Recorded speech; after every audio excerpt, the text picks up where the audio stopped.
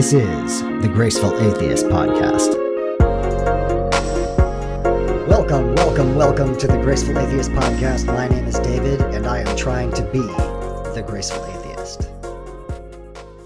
Let's get straight to introducing my guest today, as I'll have some appeals right in the middle.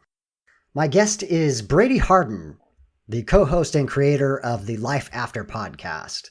Brady is an all-around internet deconstruction superstar. For those very few who might be listening to my podcast who have never heard of him, Brady can be found on Twitter and on Facebook, helping people through the deconstruction process. Brady is a natural-born communicator, and he had me laughing throughout the episode. He has a way of taking even the painful parts of deconstruction and making us laugh at them. Brady himself has an incredibly dramatic story that you're about to hear that includes a great deal of loss. In his own words, he wants no one else to ever have to go through the deconstruction process alone. So along with Chuck, his co-host on the Life After podcast, they have a Facebook group that is a community to allow people to go through this process and not feel alone. I encourage you to take a look at that. We'll have links in the show notes. Before we get to the interview, I have to say that the audio quality leaves something to be desired. The app that I use for interviews was interfering with Brady's mic in particular and raising and lowering the gain. I have done as much as I can to correct for that, but that leads me to my appeal. If anyone out there is interested in volunteering some audio engineering, I really think we could bring this podcast to the next level. I have a number of interviews completed. However, I've got a backlog of editing, and I find that I have plenty of time for the interview process, and I struggle to get through the editing. And as you'll see in my attempts at correcting in this interview, the audio quality is not great. So again, if somebody's out there that's interested in participating, volunteering some time to do some audio engineering, some editing, I would really like to hear from you. And I think the listeners would really appreciate that as well. One last thing to mention is I asked Brady to fully express himself, including with whichever language he chose to use, and he took full advantage of that. So if you happen to have kids in the car, you may want to postpone listening to this episode at another time. With that, I give you the uncontainable, the inimitable Brady Hardin.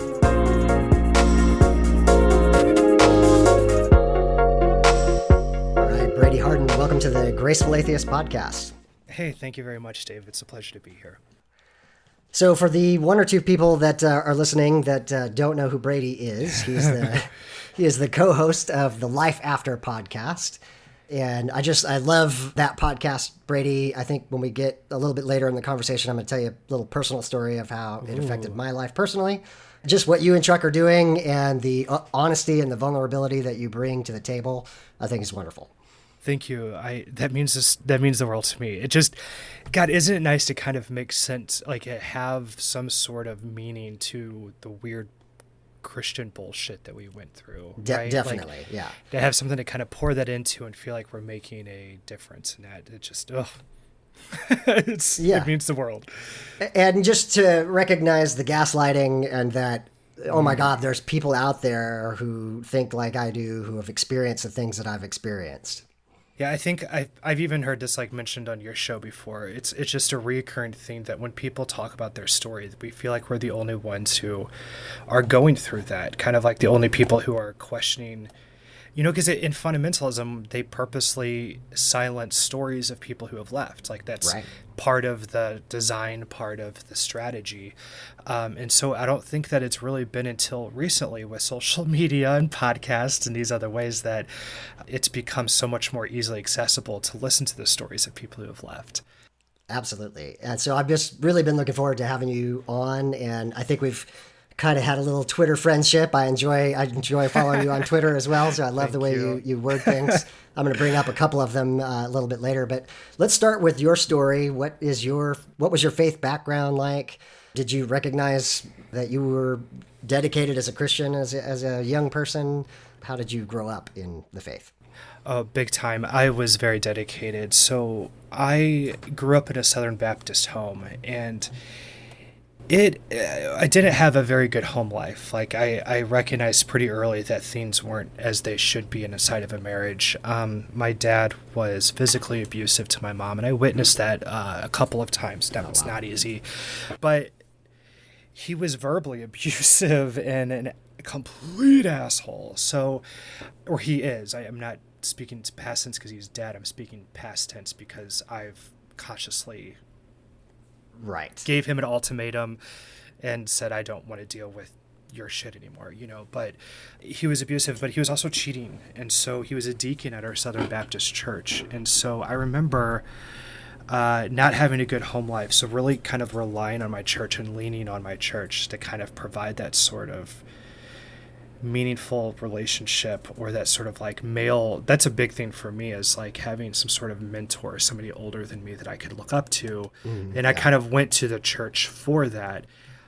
Spoiler alert, horrible idea, right? Yes. But I started off as like a 7-year-old, and I remember being extremely dedicated to the faith, and I would tell people that God brought me through my parents' divorce. I remember every night I would pray, and I had a worship service in my head where I had several songs that I would sing to God in my head, and I would pray, and it was just like part of my ritual that I recognized that I needed help. And so that abstract idea of the religion became that for me and helped sustain me. And so I found myself pouring more and more into the religion.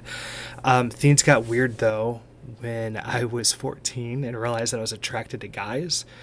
Yeah. And didn't want to be. And being brought up Southern Baptist, we had that idea that people chose to be gay, but that wasn't what I was experiencing. I was begging God to take that away from me. So that was a little difficult. I can imagine. I can only imagine, but yes.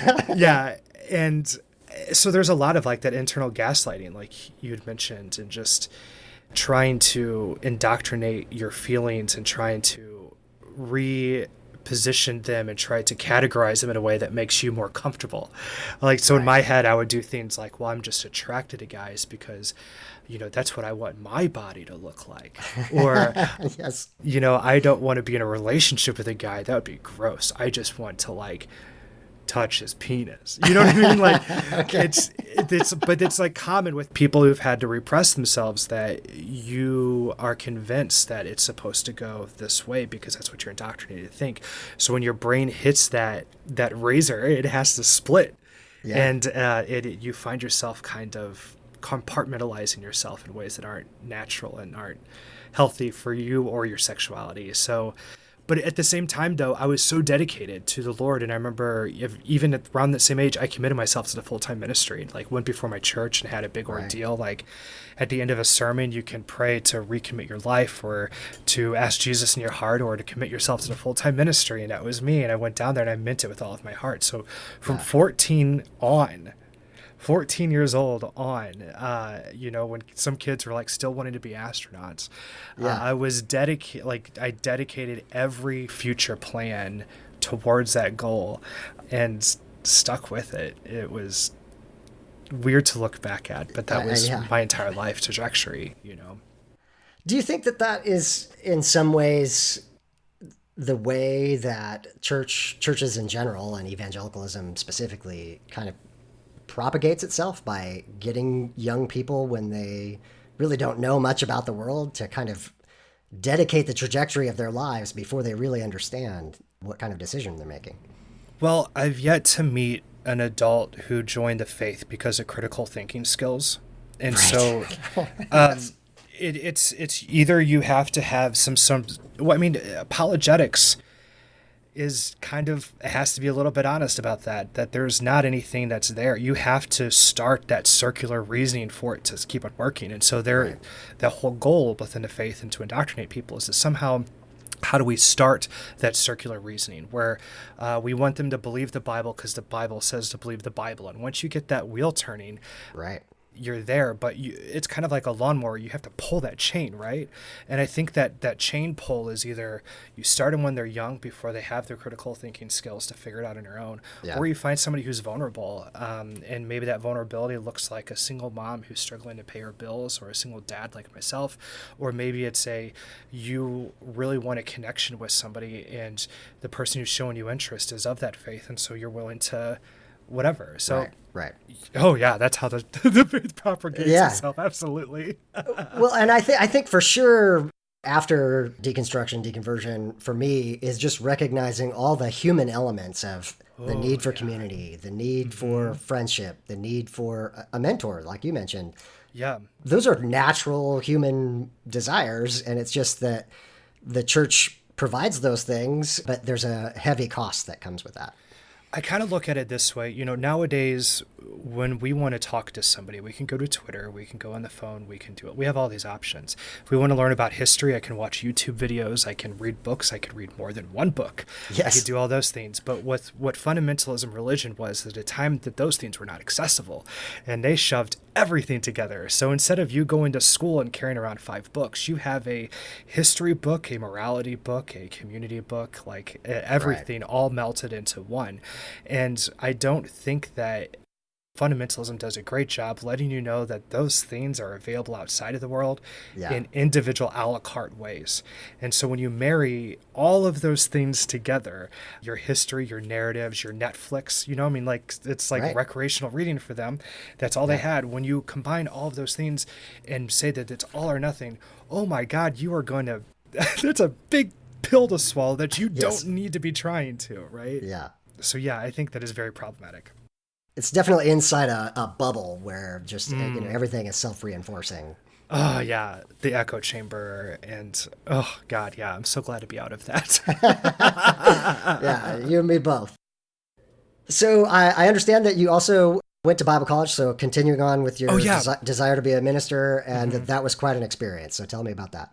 Yeah, well, right before that, when I was like 18 years old, and this is kind of what hypercharged me. The Bible promises you a little bit of power, right? I'm not like saying that you need to be able to be an X-Man, but just like the ability of, I don't know, not looking at gay porn. Yeah.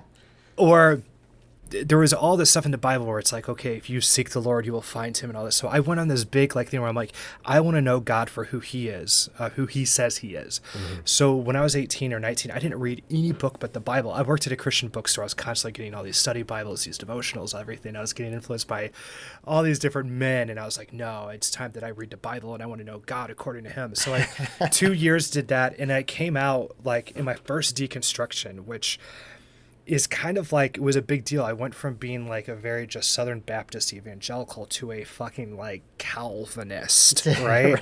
And because I came out very literal. And so I was going through this like Calvinism stage, and people lost their shit. It was like I'd left the faith and joined another. Like, it was bizarre, but I was able to like educate people. I brought people with me. I was kind of like an early adapter to the Young, Restless, and Reformed era in St. Louis. Like, but then, I'm like, I need to go to Bible college, right? And so the college I went to is very Armenian. So if you don't know, bless your heart. Yeah, yes. I'm jealous of you. But Armenian is more of like the type of Christianity that is very much about free will, etc., which is the opposite of what I was, because I put a lot of emphasis on God's power or his sovereignty and Calvinism and all this, So I still got like a sore thumb. Yeah. I bet. Yeah. And the worst shit about it, though, were the atmosphere of the school. It was one of my first times being out of a bad home life and into like what should be a Christian environment. Yeah. And I go in, and the guys down the hall are having Ropeback Mountain night where they're watching them. Forget this, Dave. The thing was they all dressed in nothing but thongs and then watch this movie in St. Louis Christian College's doors. So I'm pissed, right? Because I'm like, fuck this shit. Like, I'm trying so hard to keep myself pure because I successfully repressed my sexuality. Like, somebody give me a fucking reward. For 14 years, I didn't do anything as long as I was in the faith. But Unbelievable. It was just so frustrating that here I am trying my hardest to stay pure, and even in Bible college, this shit is going on, right? The dude bros just made it harder. And yes, they did make it harder. Yeah. Hey-o. Tip your waitress. We're here all week. But it was hard. It was hard. It was not easy to navigate through that shit, because I hear women talking a lot about patriarchy and how shitty that was. Yeah. And it fucking sucks. I hear them talk, and I hear parallels of what it's like to not have access to a part of your body or part of your sexuality. Yeah. And that's what it was like for me as a gay person, that we had parts of ourselves we did not have the permission to access. And how fucking weird is that now, to think that we let some weird ass book dictate ourselves to ourselves, you know? Yeah, we talked offline about just the repression in general, but I just can't imagine the level of kind of inward focus of trying to repress your normal human sexuality. Yeah.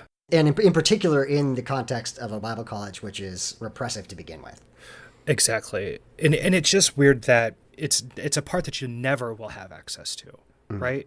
Like there's a possibility with women and stuff where it's like, oh, well, I get married and then, that'll be a possibility, but which is still repressive because it's 1-to-1 and that's the only rule and all this shit. But to have a part of your sexuality that you were never, ever allowed to touch is just, it's mind-blowing to me. And to think about all the self-hatred and internalized homophobia, and it really, really, really, really, really sucked. But I found a little bit of peace with it because I was able to be open about it. Like after I was in 19 or 18, I was able to tell people hey, this is how I'd word it. This is one of my least favorite phrases of all time, but I struggle with same-sex attraction, Right. And after Bible college, I decided I just wanted to be part of a church. I was youth pastoring at a couple different churches. Yeah. I don't want to brag, but they made jobs for me. Right. I never had to make a resume at that point for my ministry. It was churches knew me personally, went out of their way and were like, we want you at our church. Will you come?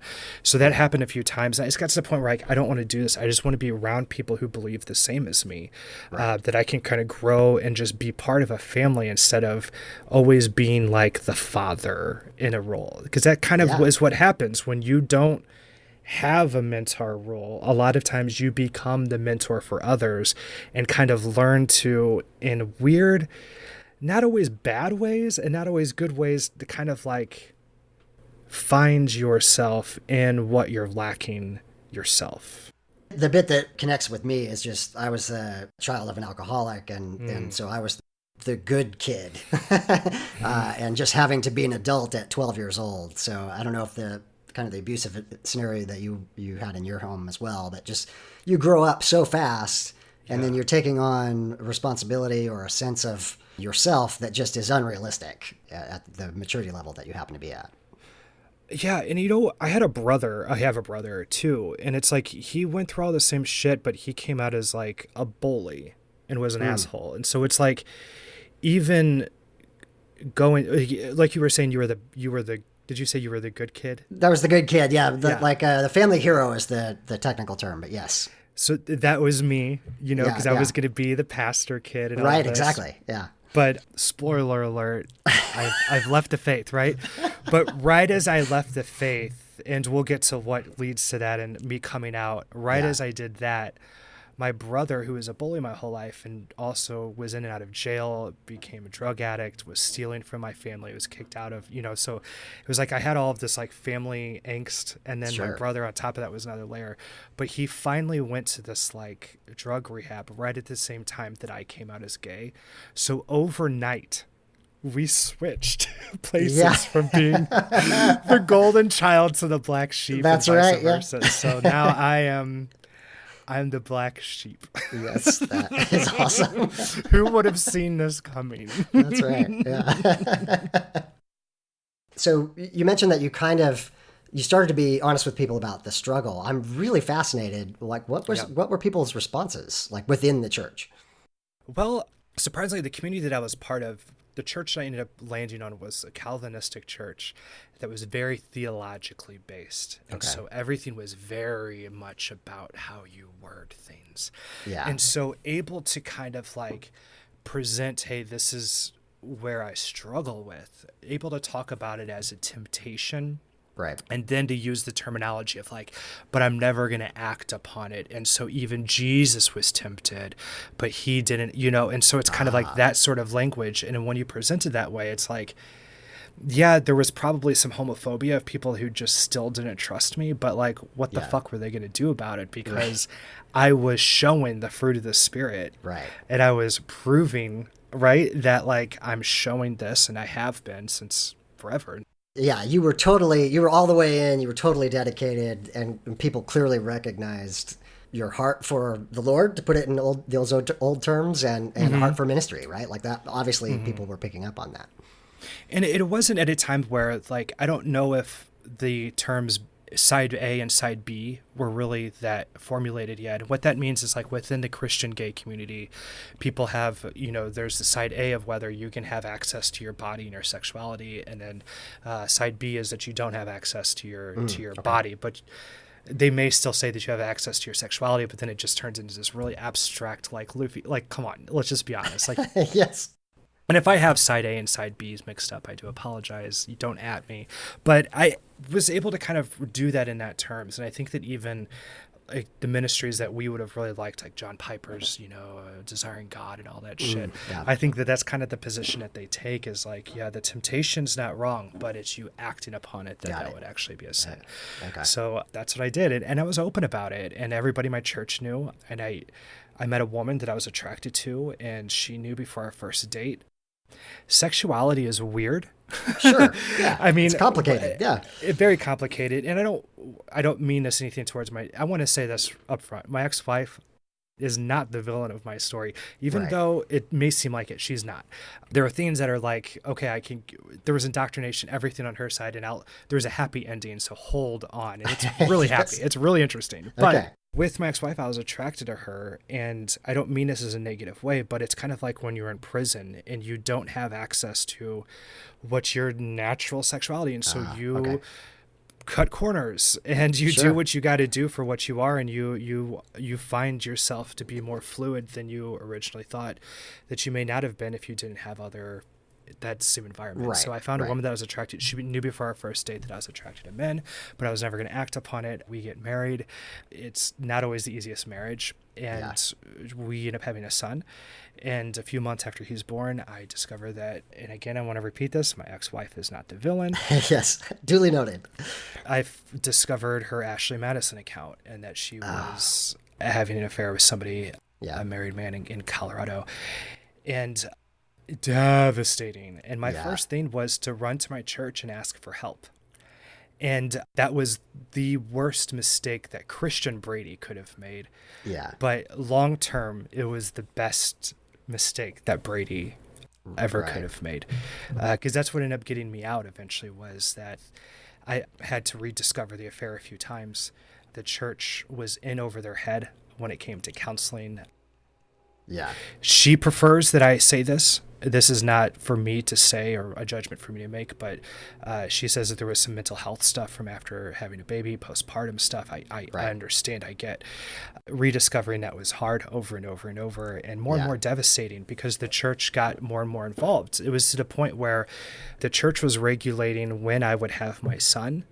Ooh. And they were watching over any conversations that I had with her. They were mediating anything, but they were also taking turns and spending hours with her on the phone to find out that there was one of the pastors who were involved who made her very uncomfortable and has made other young women uncomfortable as well.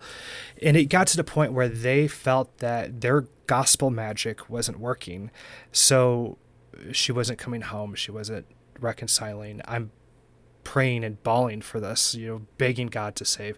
And in the middle of this, my best friend dies of sudden heart failure. Oh, man. And just like having to deal with that. I was having a meeting with two of her family members to say, hey, I want to work this out. You're not hearing my side of the story. Yeah. We're having that meeting. In the middle of that meeting, we get a phone call that our friend was rushed to the hospital. And so we drop everything and go there. And then he had died. He lived across the hall from me. He was the best man at my wedding. And so going through all of this grief, and I just break down at the hospital and just cry harder than I've ever cried before. But I'm surrounded by all these people who are treating me like shit, and that are like trying to push me out of the church. And it was a very hard time. And to try to kind of fight for empathy in a Calvinistic place that's dogmatic and fundamentalist as hell, you don't find comfort there. Right. Okay. Yeah, I can't imagine. That has got to be just a desperately lonely feeling to be in that moment. Oh, yeah. And so, long story short, the church tried to help us. It wasn't working. They expected to wave the gospel wand, and when that wasn't happening, they needed something to blame it on. So she had finally said that she was going to file for divorce, and I was cool with that. I mean, it's third or fourth time that I found that this was continuing on, and I realized they wanted her to be somebody that she didn't want to be, and they wanted me to be somebody I didn't want to be, and so I said, fine, she can do that. And so I got text messages from people in the church saying that, I'm weak for agreeing, and that, I'm doing this wrong, and I need to repent. Man, no empathy whatsoever. No empathy. So on a Friday, some of the elders had a meeting with me and said that I needed to beg her to stay and ask for forgiveness of any general thing that I ever could have done to make her want to have an affair. And I said, no, that's absurd. And I was seeing a therapist at this time too. He's a Christian therapist. And he's like, yeah, you did the right thing. That's fucked up. I'm like, thank you. So I didn't know this happened on a Friday. That Sunday, because I wasn't going to this church every week, because I was actually like sent out from that church to be to work at a church plant because they trusted me in the ministry, right? Yeah. And so after their service, one of my friends came to my home bawling inconsolably. I'm like, what's going on? He says, you've been disfellowshipped and this is bullshit. You need to fight it. Wow. So my heart sank. Yeah. Because the pastor who disfellowshipped me was like the closest thing I've ever had to a father. And my Bible degree that I ended up finishing with was unaccredited and has to have a mentor to be your what is the word I'm looking for? Kind of like your, they'll vouch for you, right? Yeah. I'm not sure if I know the right term, but yeah, I get what you're saying. Yeah. And so that was him for me. And I remember having conversations with him, with people in the faith that he was friends with who went through a divorce, and how difficult it was for them to be even a pastor within the Southern Baptist is divorced, even though it wasn't their fault. And so I'm thinking, my career's over. Yeah. Oh, my goodness. I'm never going to be able to do what I feel like God is calling me to do. And on top of that, my best friend just died. My marriage is over. Somebody through this, even though I wasn't actively dating men or anything at this point, somebody outed me to my mom, which was the one person that I never could have told. Yeah. And because in that time, she decided that I shouldn't have my son anymore overnights. Oh, no. Because, quote, if I don't molest or rape him, one of my friends will. Because that's what us gays do, right? So it's just like I'm getting shit on by every direction while doing what I'm supposed to be doing within the faith. Right. You're doing everything right and repressing even just being a natural human being. And all this stuff is hitting you. Here's where it gets to the next level. So after I got disfellowshipped, I wasn't ready to give up. Yeah. I found a third-party representative, a third-party pastor to come meet with us on a regular basis. So here I am, like, having to regurgitate and talk in detail and show emails and evidence of, like, why I should not have been disfellowshipped. There was no biblical precedent for me being disfellowshipped. Had to go through all of that, like, traumatically reliving all of that for one night a week for 3 months. And at the end of that, the pastor that I agreed on and the church agreed on, he was like, yeah, you guys have no reason to disfellowship Brady. This is what the fuck's going on? Yeah. And they're like, oh no, there's Hosea, and he was supposed to take her, and the other pastor was like, no. Hosea was specifically called by God. Brady is not. Right. And what you're doing is wrong. The one pastor admitted that he owed me an apology and that he was going to schedule a time for me to be publicly apologized to clear my name because I've been disfellowshipped, which means anybody in that church, anybody in that Christian community, even within that denomination, they're not supposed to talk to me at all unless it is to bring me back to make me repent and bring me back to the fold and bring me back to the faith, because I was completely cut off at a time that I needed them the most. Yeah, right. Exactly. At the moment you need like a community, you need human contact, and everybody abandons you. Family. That's terrible. Friends dead. Wife left. My son is only 6 months old at the time. What is he going to do, right? Yeah. And they owe me a public apology, and he admitted to it and he apologized. I remember breaking down, and I remember through weeping. The pastor's name is Scott Lee at Rockport Baptist Church in Arnold, Missouri. I don't even fucking care. But I remember just weeping and being like, "Where have you been? I needed you." Yeah. Fell into his arms, and they were going to apologize to me publicly. And a month went by. Oh man. 2 months went by, 3, and then 4. And I was like, "Hey, I think I slipped through the cracks." Like, "Oh yeah, we did. We're trying to work. We're trying to work through some other stuff. Oh yeah, this is so important, you know." Yeah. And then 4 months go by, and then, God damn it, that's when I downloaded Grindr, because Yes. I knew at this point, if the Holy Spirit is real, he can go fuck himself, right? Yeah. Like, my biggest sin was to believe that the Holy Spirit actually changes people from the inside out and make them more like God. That's what my entire life was built upon, was believing that the Holy Spirit was inside of me and was going to change me and people around me. But if he can't fucking keep his other people in order from attacking their own, who's doing everything they can and pray, then fuck him. Yeah. He's not real, or he's an asshole. Yeah. And I got to the point where I could not, I had no more fucks to give, and I had no more benefits of a doubt to hand out, because I had to start listening to myself and knowing that, okay, they say that I choose to be gay, but I know that that's not the case. Yeah. This is something that's happened to me. They say that, if I follow these rule things, then this is going to happen. But none of them are following suit or doing this. So, like, why am I the only one who's trying to do the Holy Spirit's work for the Holy Spirit? He needs to do something. Yeah. The ball's in his court. I think that's such an incredibly important point. I think it's the people like yourself who believe the most that God can actually act in their lives, that can transform them, can make them more like the Christ that they believe in. It's those kinds of people, and I would include myself in that as well, that really test the reality of the Christian claims. And when they come up short, it's devastating. It's devastating. Your story is incredible. I can't even imagine going through what you went through, but clearly at the end of that, to recognize that God was there was no God to be involved. But yeah, it is kind of nice to get him off the hook too. Yeah. Yeah. Of like, "Oh, honey, I know you can't act because you're not real." Yeah. Yeah. Instead of, "I know you can't act, but you chose not to." Right.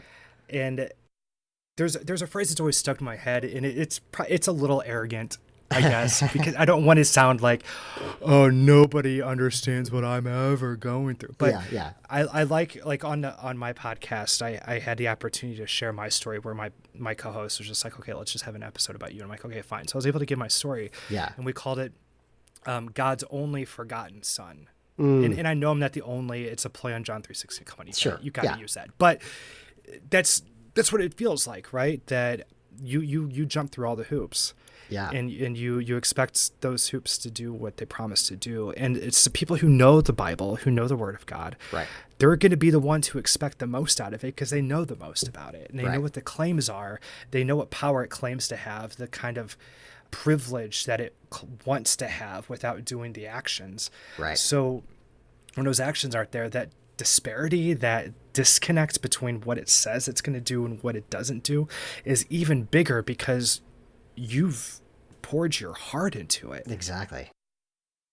I do think it is the believing in a real God who intervenes in the world, and then recognizing in your personal life and the life and the people around you a lack of intervention, a lack of presence, a lack of all the things that are promised. Because it's like the thing that has the biggest thing in the universe, you know, the one who has the most power, who created everything, he's sovereign over everything, he's going to have the tiniest, smallest evidence that can only be based upon circumstantial evidence. Like, no, come on, wake up, right? Like, it hit me that the biggest problem that I was having as a Christian was questioning, why isn't he showing himself? Right. And the Bible doesn't give an answer to that. And if that's, what an asshole, you know, and or it could be the other possibility. And I think this is so important for all of us who have biases, who have opinions, we all have preconceived notions, is whenever you go into a situation that you're questioning, think about all of the different possibilities, including if your assumptions are wrong. Right. And so walking into it, I could say, God, I believe that every prayer is going to be yes, no, and maybe. And I know that God's real because when I pray, I either get or I don't get what I pray for. Right. And obviously that's an answer. Or I could say, oh, everybody's on this same thing. Yes. If I had enough analytics, I would not be able to show that I have any special privilege or that things are answering. When you read the Bible, would you get that idea? Well, yeah, the Bible says what kind of father gives his son a snake when he asks for bread, or what kind of does this if you do that. And you take those analogies and you apply them to God, and they don't fit for your reality. Right. In the same way as telling me that I chose my sexuality doesn't fit for my reality. Right. So I could gaslight myself into being even more indoctrinated, or I could take a second, put my head above water, and finally realize, my logic has been drowning this whole time. Right. Because I'm trying to put conclusions before evidence and trying to shove all of these narratives into real life instead of me observing what's actually there and then working off of that. Yeah. Night and day difference.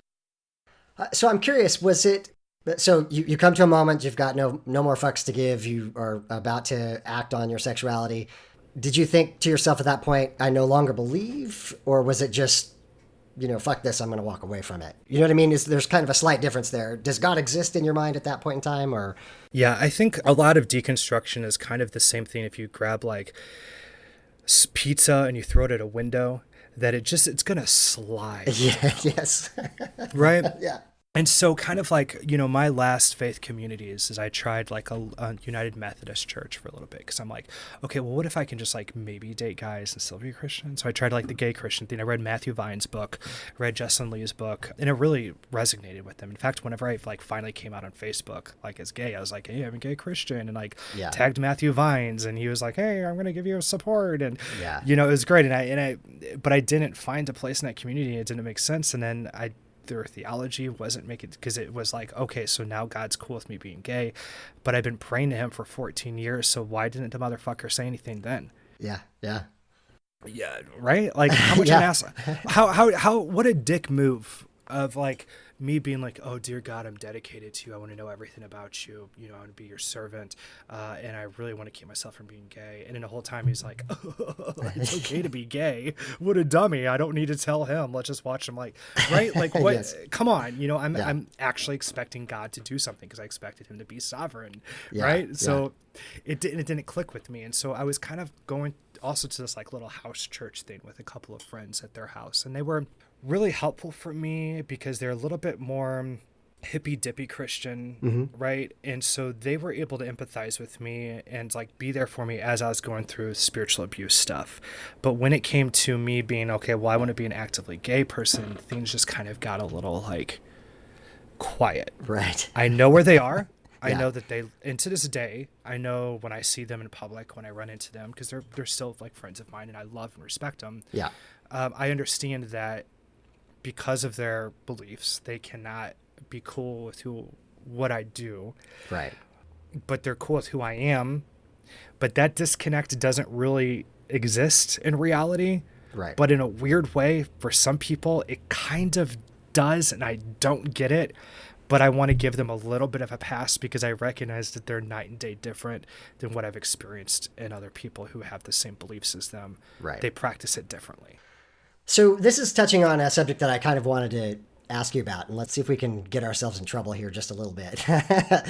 Oh, are we about to talk about liberal Christianity? Yes, exactly. So recently you tweeted about liberal Christianity, and I'll just link that in the show notes. I'm not even going to talk about the tweet itself, but just to say there's a lot of pushback online from liberal Christians who have a hermeneutic that allows for the LGBT community. How do you feel you fit there? Like you even say in your bio that you're a secular humanist. Yeah. You have walked away from the Christianity entirely. Oh, completely. How do you interact with your friends who are liberal Christians who are trying to say, no, the Bible says it's okay to be gay, and I want to keep the rest of the package, right? The rest of the Christian experience. It's a lot of judgmental eye rolling. Yeah, okay. I'm just kidding. I'm just kidding. Yeah, that's a great question. I'm actually really glad that you asked that. And it's a little bit of a story, but I'm going to keep it short. Like, okay. When I was starting to come out as like not being a believer anymore, there was pushback. Yeah. And I know that there were people in my life that were like, well, liberal Christianity. And I wanted to give them a benefit of the doubt, because if you've noticed anything about my story, it's that I give out benefits of a doubt like they're fucking hotcakes to the point where it just sucks my soul out sometimes, right? So I was like, oh, maybe liberal Christianity really has something I'm just not understanding. Like, because that's what I was being told, is that because I was fundamentalist, because I once took it literally, that I never can understand their spirit of it. But that's not the case. Here's what I realized. I understood it. They don't. And that sounds arrogant, but let me explain. And it's because they approach their faith with humanism.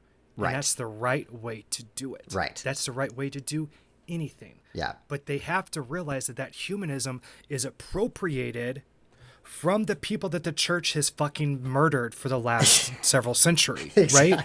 Yes. Like this whole thing of like, oh, well, eventually Christianity just understood that, gay people need to be. No, they didn't get that idea. That was something that's been screamed to them as people were being fucking murdered. Right. So this whole idea of like liberal Christianity is great if you understand the direction of the narratives and realize that this is what humanism has had to fight against this whole time. And then now there are people within the church who had the empathy to have real hearts, that were able to say, no, people over dogma. And now that those people exist, thank God. Yes. Thank you, liberal Christianity. Yeah. But I can't put the cart before the horse and to say, oh, well, here's the Bible. It informs who God is. But then we read that and we're like, that's not what God is, because of all this humanism that God is giving us to tell us how to interpret. No, it's because of the humanism that the world has done and has been oversaturated to the society that they made it so obvious that it needed to be there, to the point that the church had to accept it because they looked so stupid if they didn't. Yes. And then now we're at a point where they want to now reclaim that as a thing that came from them, when no, it didn't come from you. It came to you. And I don't have to respect your fucking the narrative back into itself and then having its own baby and then wanting me to kiss the baby. No, I'm good without it. Yeah. I could respect you all from a distance. And so what I've had to do, this is how I have to approach things so that I keep my sanity, is there was something that a liberal Christian said. Her name is Tori. She made the point that it's values over beliefs. And she was even talking to me. It was just like one of those Twitter things that I oversaw. And I'm like, oh, that's the mantra that I've been needing to make peace with like other liberal. Because my goal is to get people out of fundamentalism. Right. And I team up with witches. Yes. I team up with secular humanists. Yes. I team up with liberal Christians. I team up with anybody I fucking can to get out of fundamentalism. And then once you're above water and you're back on land, you can walk into whatever village you wanted to that's not going to harm you. Right. Whether that's go with Jamie Lee Finch and learn about, sexual magic and witchcraft. Right. Or my friend Carrie, who's doing this like amazing thing in Australia of trying to help people through hers. Or come with me in secular humanism and my friend Chuck, who is also an atheist. Or it doesn't matter to me at that point, as long because I recognize that each one of us is a humanist. Right. Liberal Christianity is humanism with very forced Christian narratives that make no sense or are incredibly counterintuitive, and anybody who tells you different is not being honest. Yes. but they're humanist, right? They care. A part of my story was recognizing that as a Christian, as a fundamentalist Christian, my focus on grace really was religious humanism. Now, I never would have used that term at the time. I never would have understood that. But I intuitively understood that people were more important than doctrinal purity or what have you, that kind of thing. When I deconverted, when I let go of that, it was more freeing. It's like, I can just open my arms wide to people and just love and care for them without the restraint of feeling guilty like I'm somehow not following some biblical guideline or another. And I had that struggle too, because I wanted to love people better. Right. And I didn't understand why. For instance, I got in it was on BuzzFeed, like circa 2010, right? Yes. There was an article about gay marriage. I commented on it. And this is me as like a fundamentalist who's like, gay marriage is wrong. But also in my mind, I'm like, okay, but the gay thing's a little different than what people think it is inside of my faith. And I remember getting in a debate with somebody in the comments, and it stuck with me. Yeah. You know, and they were talking about how like, okay, but what you're saying isn't really, and it clicked with me. I'm like, oh my God, if I really believe that the Holy Spirit is the one who changes people, why are we expecting people outside of our faith to be following our rules? Right. Oh, my God, mind blown. Right? Yeah. That's deconstruction fuel. Yeah. And so I started questioning that, and it just, the more I thought about it, it was like, okay, if I put myself in their shoes, if I treat others the way that I want to be treated, and then, I'm sorry, you cannot treat others the way you want to be treated and be a fundamentalist at the same time. Yeah. You can't do it and be an apologetics at the same time, because the whole basis of apologetics is that you want to be believed without having the, like, doing that. So if you treat others the way you want to be treated, then you're going to have to join every other fundamentalism every time you have a debate with somebody. Right. You can't follow that stuff and believe it. And so what I walked away from that was with secular humanism was, oh shit, all of this empathy stuff is a lot more sensical. Yeah. And a lot more straightforward. Right. When you aren't trying to add new characters in the mix. Right? Yes. Because like liberal Christianity to me is like, is if I read Wizard of Oz and then read parts that Dorothy did and be like, wait, Dorothy wouldn't do that. So yes. I'm going to ignore that part of the book and rewrite it or come up with, right. Because I recognize that it goes from story to, interpretation. Exactly. Yes. And so, but when it came to like morality and when it came to the sympathy, I realized, no, all that stuff, that narrative is not needed. It's not married to that narrative. Right. That was how it was introduced to me. Right. Yeah. And so I became equally obsessed with narratives as I was about empathy and humanism. And in realizing that each one of these things is separate. Like I was saying before, the Bible was one book that was just kind of like, it was their Netflix, their education, their everything all in one. And for me, if I can be honest, more honest with myself and others, I can compartmentalize each one of those and achieve a better level of each one of those in a more honest way as a honest humanist, atheist, secular humanist who can understand how narratives change and affect people. I've used the analogy before of Thomas Jefferson famously ripped out the miraculous parts of the New Testament. If you take it a step further and you take out the morality, the first century morality, you're left with be excellent to each other. Like, that's basically it. Again, secular humanism comes along and says human rights are important. Human beings have inalienable rights. Whether those are inherent or whether we assert them doesn't matter. But we recognize how we would like to be treated as a full human being. Yeah. And therefore we have to treat other human beings in their full humanity as well. And it just makes sense. It's like you said, it's a kind of an Occam's razor. To add something to that, to add a narrative on top of that, just muddies the water.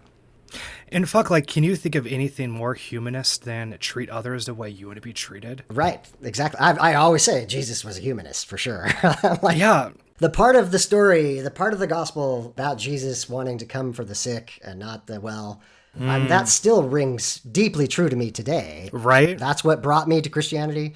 Yeah. We can take those things and bring them into humanism. And I think, really, if we're honest, Christianity inherits a lot of the Greek humanism at the time. It wasn't used that term at the time, but like just the people working it out. They're trying to figure out how do we treat each other. And that's reflective in Jesus. And I think Christians want to say that it all originates in Christ, and that just is factually incorrect.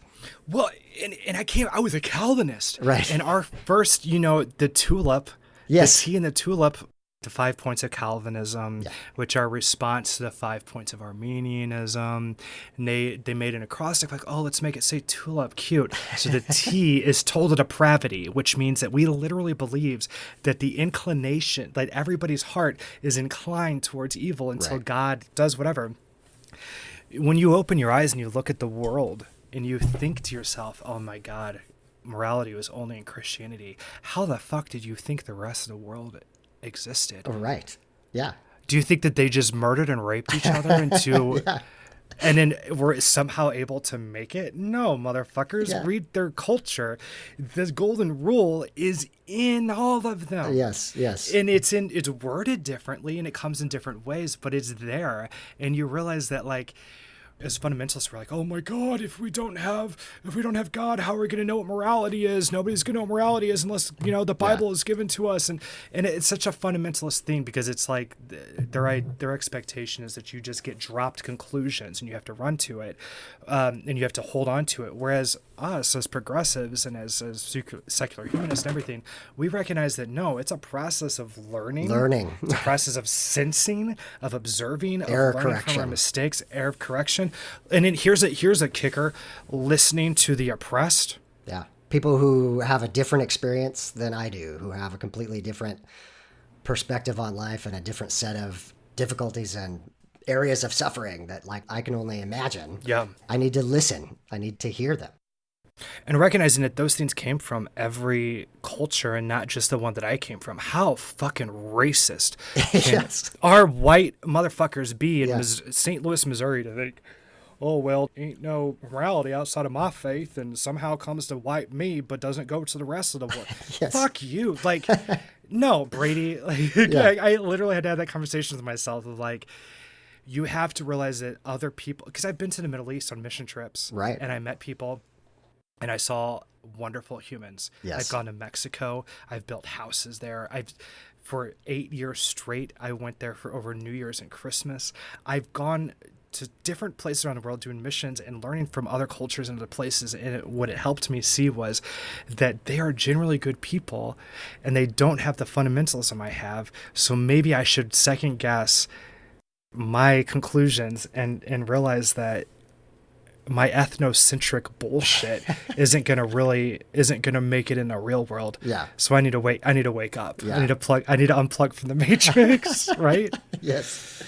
I have a really distinct memory. So I found myself, because of work, in Brussels. Okay. In this open air market area where there's just thousands of people walking by, and you can pick out 20, 30 different languages. People are dressed in various different cultural dress. And yet everybody's there enjoying. This happened to be summertime, out with friends. They're drinking, they're eating, they're communicating, they're enjoying life. And I just had this moment of people are people and the culture is just where you happen to grow up. And it has, but being a human being is the same no matter where you are. And again, why we need to treat one another as fully human beings. God, that's good. I mean, I looked at like Middle Eastern countries and like, oh my God, they're so radicalized by their religion. Right. And then I look at my own and it's like, oh my God, we started a war Yeah. after 9/11 because we didn't know who actually attacked us. Yes. And we just jumped on because of like, come on. Yes. Right? Yeah. And just like seeing like the theocracy trying to. The worst part about my deconstruction, honestly, was probably the timing of it, because I was like, I hated Obama because I was a fucking like piece of shit I didn't hate him. I actually kind of secretly liked Obama, but I couldn't say that, Yes. because I connected with him on a humanism side, but I couldn't connect him on a fundamentalist side. Right. So, Yeah. But anyway, so like my official side was that I was against Obama, and then as I'm coming out, as we're getting closer to the election, and I never cared about politics. Like everybody around me was super conservative, but I couldn't get into it because, like I said before, I saw the disconnect of why are we expecting people not changed by the Holy Spirit to be by our rules, right? That doesn't make sense to me. You know, that's another cart before the horse situation. That's another trying to shove humanism back into something, right? Cart before the horse. But it just didn't click with me. I couldn't make sense of that. Yeah. And so I liked Obama, but I couldn't say that I did. But then finally, like what got me into politics was Bernie Sanders. And then of course that went to shit. So it just like went from like always being on the losing side and then switching sides and then having that side immediately lose. And then realizing it's okay. I'm going to keep on rebuilding. So I kept on rebuilding. And then I found like another politician that I really liked who was like a straight white male, which is new for me because I used to only look up to straight white males. Right. That was it. Then I like left and I was like, oh, I really like some really cool women. Like Brene Brown's going to teach me about empathy. And I love some Tina Fey's going to teach me about 30 Rock. Yes. And, you know, so my world expanded, but then I realized like there's no straight white men that I like anymore. Like I went from John Piper to like Bernie Sanders and then like, you know, Al Franken, and then that went to shit. And it just like always felt like I was on the losing side. And it's been hard because it kind of goes with my narrative too. Like even after losing the faith, like a thing that we've touched on in my podcast a few times is what do you do when your entire life is built on being in the ministry and then all of that's gone since you're 14? You're indoctrinated, you know, you're only looking at one book instead of all the other ones you could be. And then that's gone. And so I had like this time where I was going from job to job that I found on Craigslist, shitty jobs and shitty bosses at the same time of like living through PTSD, this complex PTSD and religious trauma and everything that I'm going through at that time and not realizing it while figuring out how to be a fucking single father. Right? Yeah. And to go through each one of those steps and getting fired from jobs and realizing that they're shit or that they fire people right before your insurance would go and that's just how they work. Just a string of bullshit after bullshit. I've just felt so powerless through that time. Oh, man. And I remember reading an article that Jamie Lee Finch posted about religious trauma syndrome. Yeah. I read it, wrote out to like 8 of my friends and said, this means something. We need to do something about it. Yeah. I want to have a podcast. I don't know what it's going to look like. Would you guys be down? Yeah. And every single one of them agreed, you know, Yes. and one of them was my co-host Chuck, who is a godsend if there was such a thing. Yes. And he said, yeah, I'm in and I have the equipment and I love sound engineering. Nice. And so my first episode was with him. And then I was like, you're my co-host, right? Like that makes sense. Yes. And then now it's been like a thing for him and I to be able to do that we feel like is empowering us, just like what you're doing, right? Of lifting up other voices that are in this thing that we're all working together to try to defeat fundamentalism. Right. And it empowers us because it feels like we're finally able to get meaning out of such meaningless bullshit that we were tricked on. For me, 28 years, for others longer, and some others shorter. Again, the first thing that I recognized when I deconverted was, man, the only thing that's out there is this debate culture of, you know, I'm right and you're wrong. And I thought, you know, and I had the 5 minutes of being an angry atheist, you know, and I think everybody does to some degree or another, but it's fun to go back to sometimes just for fun. Yes, that's true too. I just want your listeners to know, if you're an angry atheist and you go back to that, just have fun with it. Yes. You can be angry more than once in your life about being your entire life tricked. Okay? Definitely. So go back into that, fuck some shit up online, and then be cool with it later on. That's all I've got to say. Jump in. Go after an apologist or two. Yeah. But what I recognized almost immediately was there's a lack of community. There were various communities out there, but the sense of loneliness was just so deep and profound for me personally. And then I was listening to other people's stories and they also felt lonely. And you feel like you're the only one who's gone through this experience yes. of losing your faith. And then how do I connect with other people? And so That's what I love so much about what you and Chuck are doing with your podcast. And the reason that I started you. this podcast as well is mostly to just tell people you're not alone, that there are many of us out here. Right. Fuck, I love that. So I hinted earlier about a personal story. If you don't mind, I'll share that real quick. I'd love to hear it. Yeah. So 2015, I had this moment of clarity. I was reading Greta Christina articles and recognized that I no longer believed in a soul. And shortly thereafter, I recognized I don't believe in the resurrection. And I knew I'm done. I'm out. That's it. It's over. And I had this weird sense of, oh man, is something bad going to happen? Right.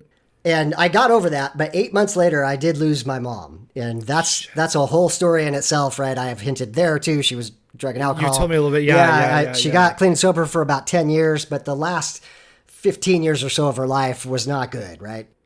Yeah. So it was a bittersweet. It was a weird scenario for me. So that was 2016. About a year later, this is 2017. You might start to recognize where this is going. I am on a road trip in California with her ashes in the passenger seat. And oh my God, I am listening to just hours of podcasts. And it turns out that it was the Life After episode. It's the one that you kind of briefly told your story, but that you went into more depth on with Chuck's story. With Chuck, yeah.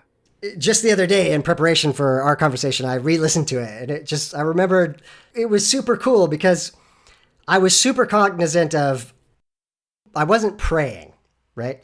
There is no God. And I knew Mom was gone and there was no one to talk to there, but I needed to just vent. Yes. And so here I am driving down in the Santa Barbara Hills and listening to podcasts, listening to your podcast, and just talking it out, man. Just working out my grief and just, I'm a brand new, not a Christian. And, I had no idea how to process all of that. And anyway, just thank you guys. What you do is super important. Fuck, thank you. And I know we share some listeners, you guys wildly more popular, but like you say, the more of us who are out here doing this to just talk through this process is just so important. So very, very important. So important. Fuck, thank you, Dave. So our season 1 finale, we named it, I Thought I Was the Only One. Yeah. Because, right, that's what you hear that too, don't right. you? Oh, yeah. That, people are questioning this shit. And like I said before, it's because fundamentalism neuters those voices. Yes. It cuts them out so you don't hear them. And then you hear them and you're like, oh my God, I'm not crazy. Yes. Because there's a new word that I've learned. Okay, I haven't learned it recently, but I've learned how it's important to me. Yeah. And that's the word precedent. So it's this idea of in fundamentalism, our life, our everyday, real life precedent was stories like some kid being shoved in a pit and sold by his brothers.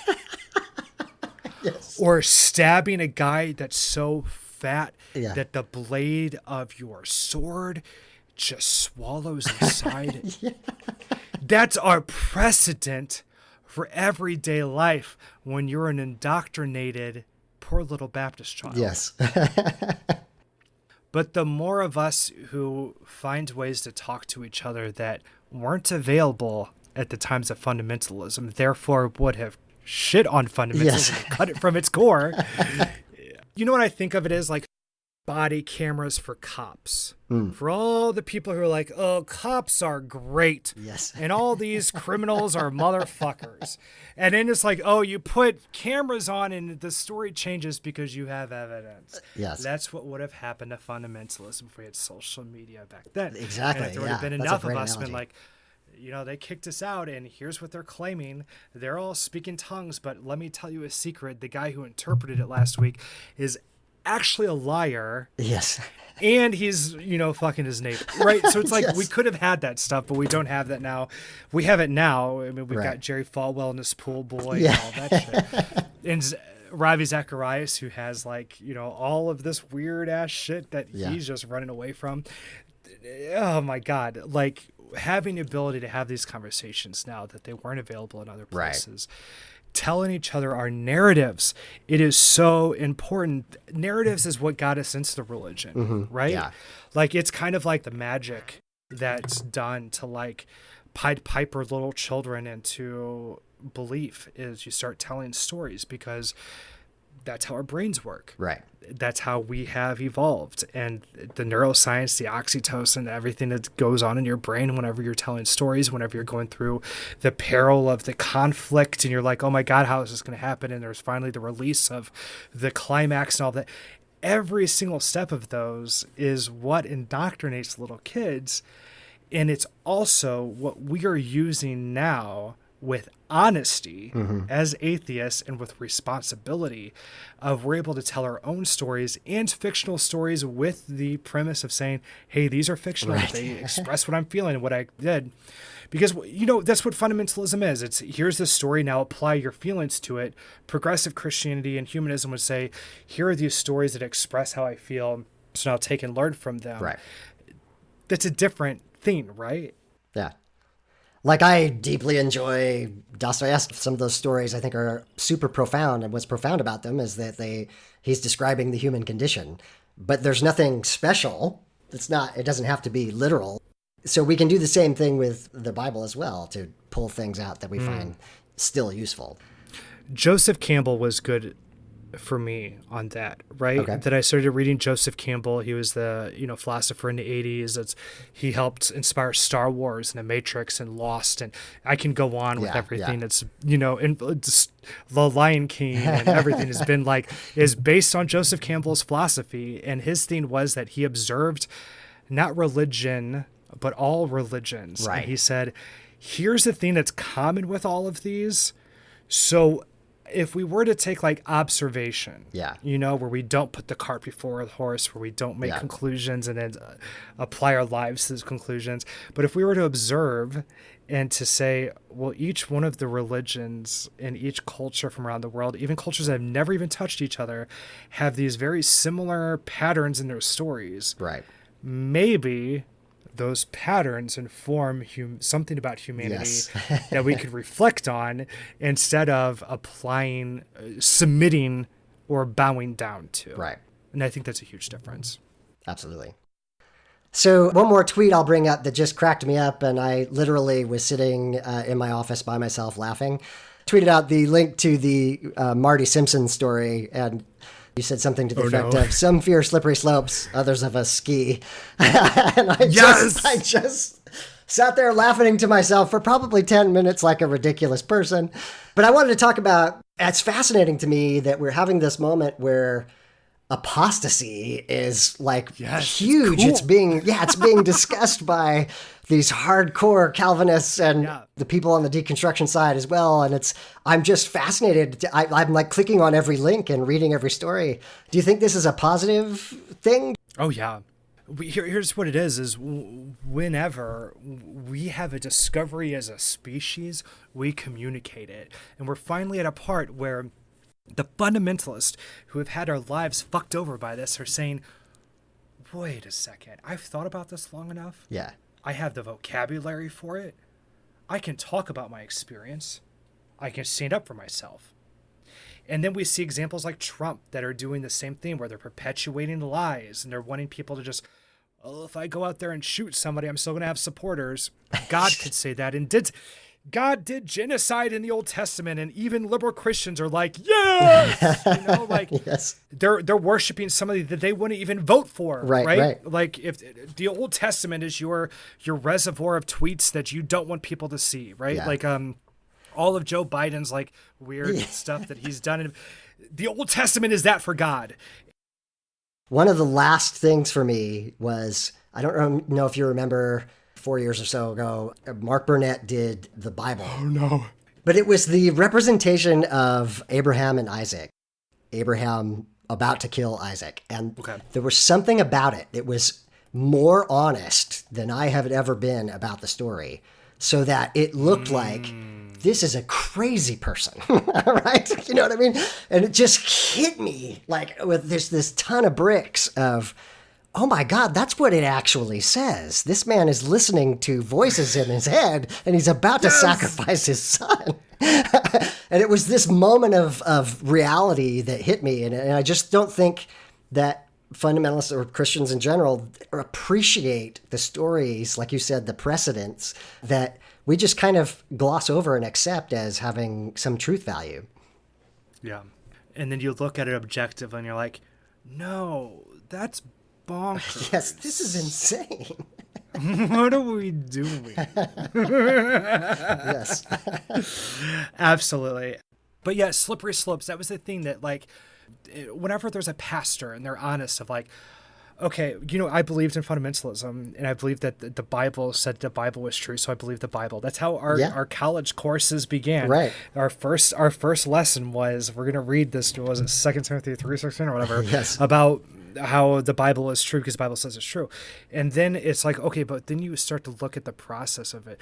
Who nowadays would I trust to try to make decisions of what should be in the Bible or not? Right. Who would be voted as probably Franklin Graham? I don't trust that motherfucker. Yes. Jerry Falwell Jr.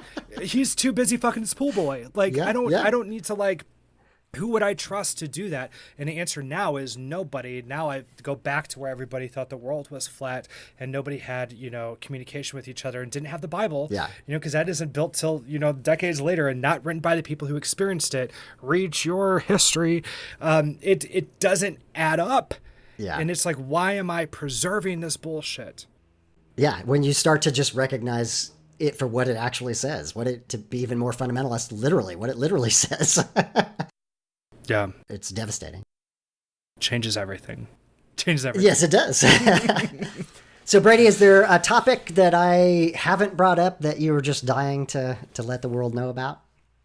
Couple of bullet points, just like with our podcast. One big thing that we really want to do is we have a Facebook group for people to deconstruct, because we do not want anybody to ever have to deconstruct Christian fundamentalism or any other oppressive religion alone ever again. That's awesome. There's no reason for 2019 and later for anybody to ever have to question any of this bullshit alone ever again. Bounce it off of people who are your peers. Your peers are not 30-something-year-olds from 2,000 years ago who were secondhand written into a book. Your peers could be people who are exactly like you. So get in that community. I can't express the importance of that enough, because our community started because I messaged 8 people to start a podcast, and then they were like, yeah, we're in. And then eventually, like, all of them but like 1 or 2 ended up one ended up as a guest. Yeah. We started because it just started as like a Facebook message group between us. Right. And we started to bounce things off. Jamie Lee Finch was in there. Chuck was on there. Priska, who's on my episode 7. Dr. James Croft was in there. And there's like a group of us that were just like, hey, let's talk about this shit. And then it became like, no, let's start a big group. And so that happened. Yeah. That's so important. Another thing that I'm super passionate about that I want to talk about a little bit of is narratives. Yes. And just like how, like I said before, narratives is what got us in. Stories is what got us in, because our brains are tuned to that. Study Joseph Campbell. Understand the power of a myth. Yeah. It's the name of one of his books. PBS did a special interviewing with him and Bill Moores, and it's from the 80s. It's so hokey and old-fashioned, but you'll find yourself just like riveted, and knowing that like historically patriarchy has taken over. Fuck that in the ass. Replace all of these goddamn white men protagonists with some fucking trans people of color. Like, we need more variety, right? Yeah. Like, put some fucking gay people in there. Go to Netflix. Let those be your new narratives. As you used to look at Abraham, Isaac, and Joseph, now you can look at Kimmy Schmidt. Yeah. Right? Yeah. You can look at Pete Holmes and Crashing. You can look at anything that you want that has a narrative that inspires you. I watched Handmaid's Tale the other night, and I wept harder than I've ever wept before when watching a TV show, other than Smilf, but that's a whole other story. But just weeping and knowing that it's touching me in a way that if the Bible would have touched me that way, I would have attributed it to the Holy Spirit. Right, right. Let that sink in for a moment. Yeah. When you're indoctrinated, you have a certain amount of tools. You have 3 buttons that you can touch. Oh, that was the Holy Spirit. That was Jesus. That was Satan. You know, But in reality, you realize that you're moved by so many other things in deeper ways than you ever were moved by religion. And it's because we have advanced as a culture to where we can call shit what it is, and we can understand scientifically that our brains are wired towards narrative instead of it being an indoctrination tactic. Now it is a thing that we can use. It is a tool that we can use on our own, right? And we can cognitively and decide, what are we going to be inspired by? What's going to be our moving guide and light? Am I going to listen to John Piper anymore? No. I'm going to like fucking Brene Brown, right? Yes. And I'm going to read Brene Brown books now. Instead of, for me, it was Paul David Tripp was like this Christian counselor that I adored. And I even like made graphics for his books, and he put it on his Pinterest and all this. But now it's like, no, fuck that. One single Brene Brown book has informed me more than any Paul David Tripp book ever could fucking dream of. Right? Yes. And we have that power now because we recognize where it actually comes from, that it's not a supernatural thing. Right. It is a thing that we can create and produce for each other because we want to help one another, and we could use our powers for good. That's all I got to say. I don't have any other things to rant about. Those are my main ranting things. Spiritual abuse. Google it. Figure out what that means. Yeah. Ask yourself, have I been spiritually abused? Look up religious trauma. Have I experienced that? Has it fucked me up? Has it given me PTSD? Has it given me complex PTSD? Big difference. Complex PTSD is so fucking weird, and it takes so much longer to work through. And the other thing that I'm super passionate about is destigmatize licensed therapy. For Christ's sake, fundamentalists who tell you not to go to licensed therapy, if hell was real, I'd want them to burn there. Because licensed therapy is your way out. Yes. It is your way of getting your cognitive brain back and to take ownership over what you may even believe God gave you. If God gave you logic, then win that back by going to professional therapy and figuring out what it actually means to have your brain as a tool and not as a tool of indoctrination. Let it work for you, not against you. Licensed professional therapy is not at all what we are told as fundamentalists. Those are my main rants. I'm done. The 10 Commandments of Brady. Yes. There we go. Yeah. So again, for the 2 people who don't know, how can people get in touch with you? What's the best place to look for the Life After? I've recently liked Twitter. I never cared about Twitter until a couple of weeks ago, and now I really like it. It's fun. Yeah. I'm on Twitter. Brady Hardin is just my name. You may think my last name is Hard On. It is not. Thank you, Fox Junior High School. It is Brady Hardin. Yes. I-N at the end. Thank you. That's how you find me. Brady like the bunch.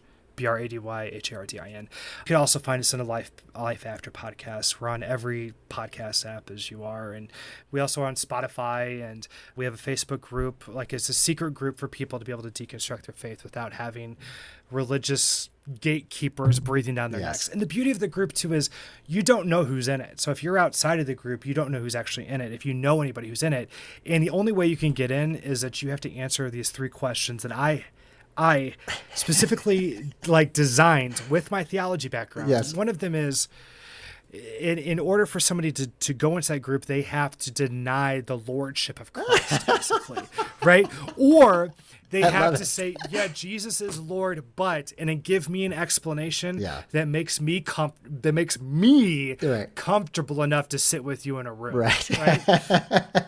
That's the way that we have our group. Is we want that to be a safe place for people to really question their indoctrination, where they're not going to have other indoctrinated baby boomers or their parents' friends or their old Sunday school teachers or whatever breathing down their necks and telling them that we're fucking millennials.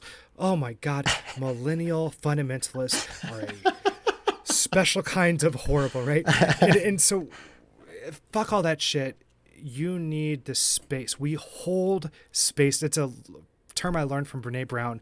Hold space for one another. Just give each other a time where they're just not going to be judged. Yes. And that they can say whatever they want. Like in the movie Saved, where she finally used the Lord's name in vain, or said fuck you or whatever she did to God. Yeah. You need that, but it's going to be a lot longer because you have to do that with every single doctrine Yes. that you have to deconstruct and rebuild from. Yes. Brady, again, thank you for the work that you do. I think it's so important. And My pleasure. Thank you so much for being on the podcast. Oh my God, my pleasure. This was such a pleasure. And Dave, thank you. What you do is important. I see you. What you do is you go around and you say, here are the people who are making a difference. I want to promote their shit. And I think that's such an honorable, important fucking thing to do, because you're making your own content. So it's like you're helping people on your own in addition to the stuff that you're promoting. And I think that is wonderful. I commend you. I think you're wonderful. And I'm so glad that we're able to connect this way into this. I do appreciate that. And hopefully we'll do more work together at some point in time in the future. Absolutely. Okay. Awesome. Well, thank you all for listening to my bullshit. And it was a pleasure to be here. Thank you.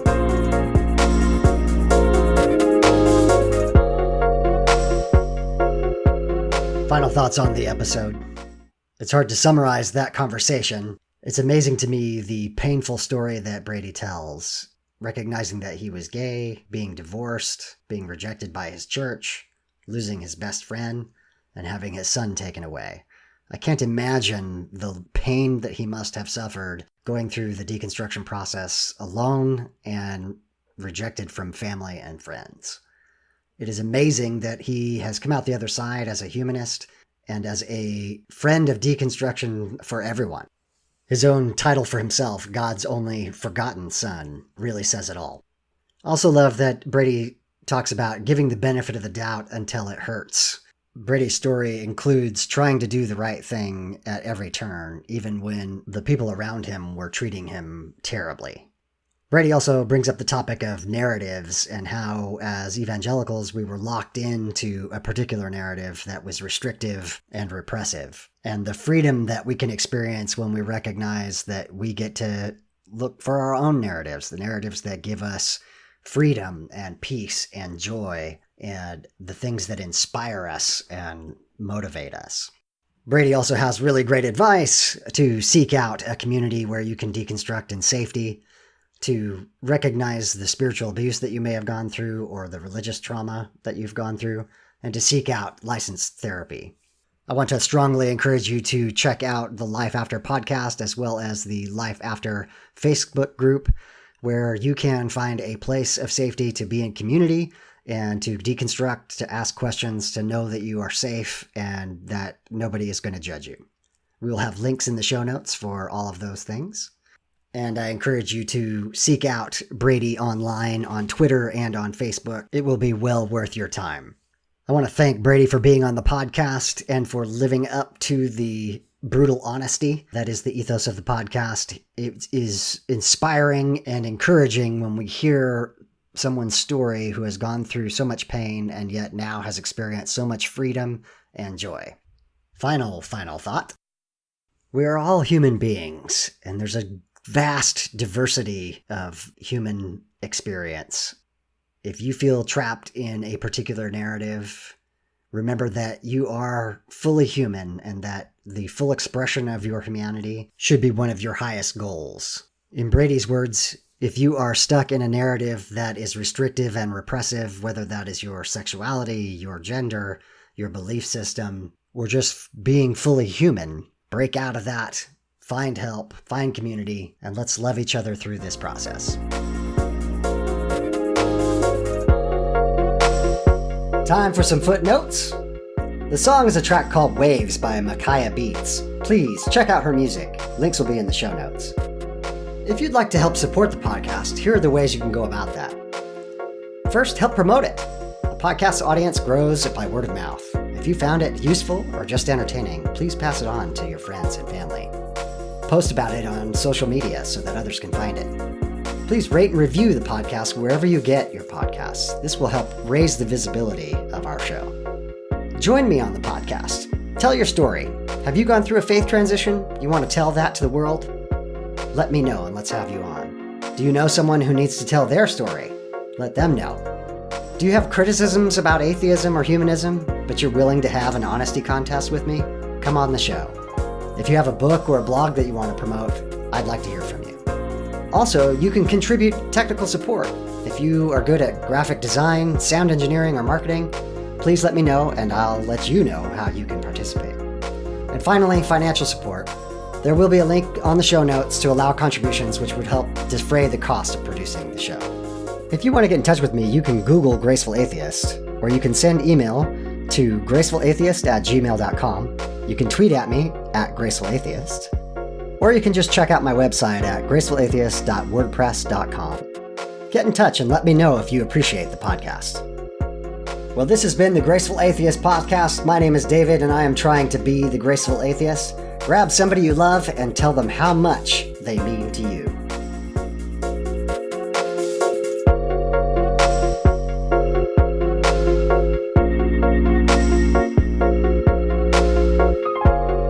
This has been the Graceful Atheist Podcast.